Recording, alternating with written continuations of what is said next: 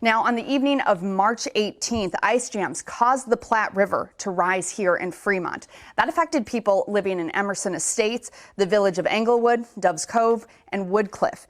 It was beginning to threaten South Fremont, and earlier the next morning, Fremont city crews started to reinforce the levees. Ice jams are caused by floating river ice that accumulates to the point that it stops the progress of ice downstream with the river current. Ice jams significantly reduce the flow of the river and cause upstream flooding. Now, since those historic floods, Dodge County authorities are using this device you see here. It's a barrel dropped from a helicopter to bust up ice chunks on the Platte River. A helicopter company in Dodge County shared this incredible video of the crew doing just that south of Fremont. Watching this, you can see how the weighted barrel can separate large pieces on the river. Now, as we continue to remember these floods, we cannot forget the tremendous impact that the Salvation Army had.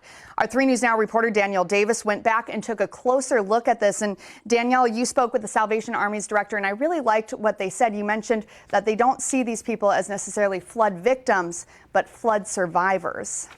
That's right, Courtney. The Salvation Army said they focus on the future, getting people past the tragedy and on with life. Grief, hopelessness, and despair plagued the region last year with devastating floods.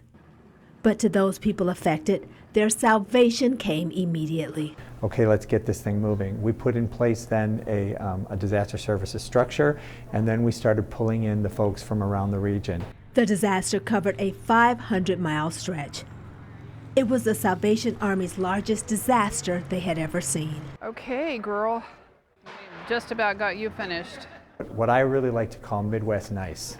You get the great moment of when an organization is already stationary in and known in a location, and then people say, hey, I bet the Salvation Army is doing something. Let me call them and I'll get involved that way. We understand that the pain people are going through, so we just want to help. I mean, anything helps, so we're just here to help people out. The Salvation Army provided assistance to more than 2,000 homes. They gave out more than 44,000 meals, 100,000 personal items, big sponges, little sponges, and donated 24,000 volunteer hours. And say, I know your home is gone, I know all your things are gone, but guess what? It's not the end of the world. We can get you those things back. We can put you in a different home.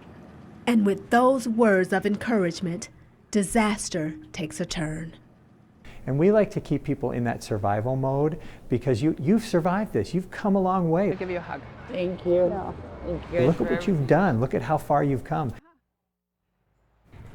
Now, although the flood is over, the Salvation Army is still actually working the flood. They're holding preparedness seminars and giving out emergency kits. They say if a disaster hits again, well, they want the towns to be prepared.